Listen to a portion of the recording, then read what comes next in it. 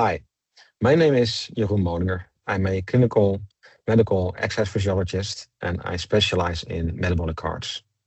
This course is just one in a series of modules on indirect calorimetry brought to you by Channel 1 on-demand nutritional education. This module is part 10 in a 4-part series and currently today we are focusing on adults.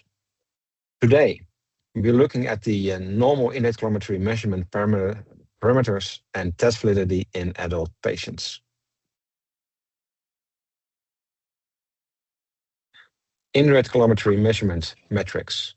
So we can kind of see that sensor-based or sensor-derived measurements versus calculated measurements. The metabolic card has 3 specific sensors, a O2 sensor, a CO2 sensor, and a pneumotech or a ventilation sensor. So the pneumotech measures specifically the amount of volume that is being as a flow measurement, so your tidal volume, so the amount of volume, versus also your frequency, the respiratory rate of that specific patient.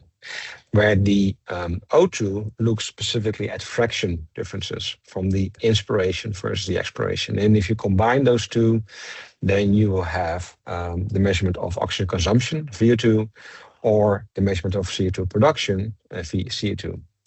Those two numbers combined can have a ton of other potential equations. For instance, just the ratio itself is derived by RQ.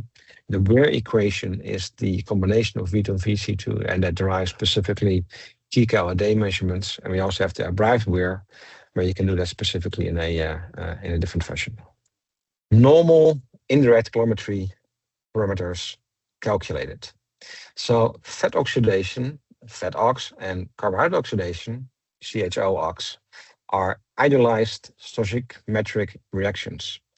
And they are derived based on no protein involvement. And we'll show you a little bit how that specifically is being calculated. We see 2 specific examples of carbohydrate, CHO, or palmitate, that's fat oxidation, or free fatty acids, which derive specifically the number of RQ that we're going to see during our assessments of indirect calorimetry. The first example is showing that you need 6 molar for the consumption of 1 molecule of oxygen, or the production of 1 molecule CO2 is 6 millimolar. So if you combine those two, you have 1. If you're looking at palmitate, 20 for the O2 and 16 for the CO2, and then you have 0.7. So a 0.7 RER or a 0.7 RQ means it is a 100% fat oxidation rate, where a RER or RQ of 1 means a specifically only a carbohydrate rate and non-involvement of any fat oxidation.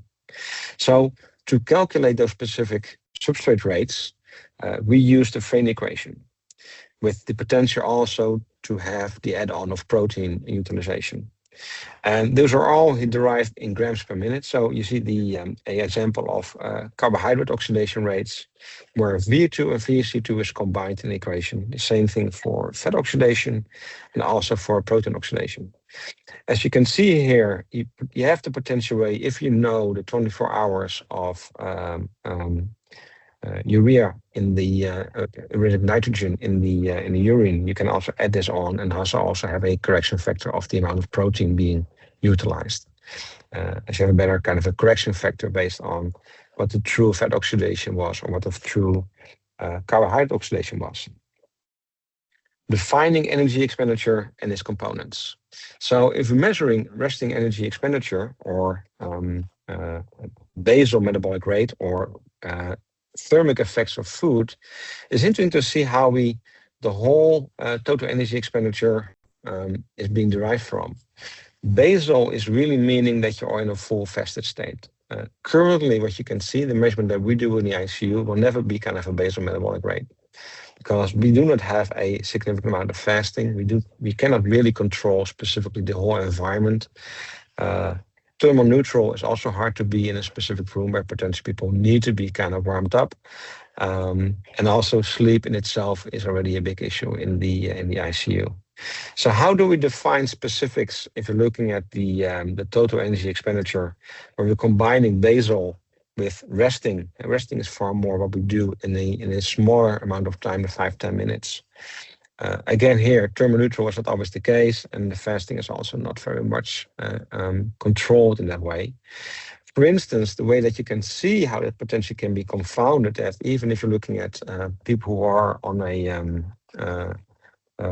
having a bolus feed, for instance, done 30 minutes before you came into the room, the postprandial effects on the increased metabolic rate can be significant, looking at around 10 to 20% in the increase in metabolic rate. Physical activity is kind of an interesting rate in itself, because it does not mean people are constantly moving around, but potentially even if someone is in an anxiety state, or someone is in a kind of a hypocapnic environment where potentially hyperventilation is also involved. Hyperventilation means that specifically people will have a more chest breathing, so more intercostal recruitment. That in itself will also increase the metabolic rate significantly. So total energy expenditure is based on all those specific modalities combined. And you have to be aware of what the patient will have regarding his temperature, regarding his potential effort on the ventilator.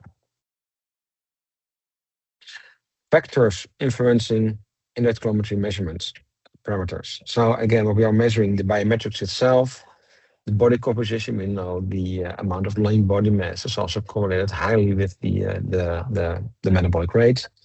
Environmental, again, we saw the temperature in the room, the humidity, but also interesting, if you're measuring with the cart, how many people are in the room. Because also people outside the realm of the patient also creating a CO2 load in the room itself. So be aware of the ventilation of the room, be aware that not many people need to be in a room where you do the assessment. Fraction of inspired O2 is mainly based on the oxygenation issues that you will see in the patients on the vent or on nasal cannula. Important to know, because there are a lot of potential confounding factors using this with the metabolic cart. So be aware that the metabolic cart needs to kind of control or correct for the higher fraction of inspired O2. Again, medical, the same thing, ventilator setup, again, when I mentioned the fraction of inspired O2, medication itself, fever being the amount of potential shiver what you have can have a potentially 40-50% increase in your metabolic rate, because you have such amount of recruitment of muscle when you're shivering itself. Ventilation perfusion mismatch is an interesting. People who have the inability to really perfuse the lungs well will have a larger effort in breathing, which again goes back to our physical activity piece on the total energy expenditure, can have a significant amount of effects there. And postprandial, the same what we mentioned before. So the principles of test validity in index calorimetry. Again, the validity itself is that we have to measure that the RQ or the RER is in a time from 0.67, 1.2. Take into account that you need to know why it is high, why it is low. Again, when it is above 1, that you will see specifically in people who are having a higher physical activity, hence they have a higher effort on the vent, or they're febrile, they have fever, which you can also see a significantly higher RER. And if you have lower RERs, look specifically at potential leaks in the system, or thoracic drain that potentially can have a leak. The coefficient of variation is an interesting kind of measurement in itself. So what we want to do is we want to have, of course, a good baseline measurement, but not that much of noisy data during our assessment. Again, here, looking at the plateauing of the ventilation, only be aware there will be specific situations where with stop rapid breathing on people who are potentially in cardiac shock or in a pre-state of cardiac shock, where the breathing frequency and the oscillative breathing will be very profound, which creates a larger amount of variation. That is not bad, but that's more or less a indicator of what's specifically at stake with this patient. Clinical considerations, again, looking at the inspired O2, the fraction of inspired O2, we know that, for instance, the community that we work with has a kind of a cap of 60%. Hemodynamic stability, going back to the VQ mismatching, essential to know. And also, I think it's interesting to kind of combine your metabolic card results also with a arterial blood gas or a potential mixed venous blood gas to see if someone is hyponormal or hypocapnic. Because also being hypercapnic would have a profound effect also on ventilatory drive, and you can see if the noisy data you got was just based on physiology or based on a potential non-valid measurement. I would encourage you to watch other videos in the Electronomy Channel 1 series to learn more from my esteemed colleagues. Have a great day, and thank you.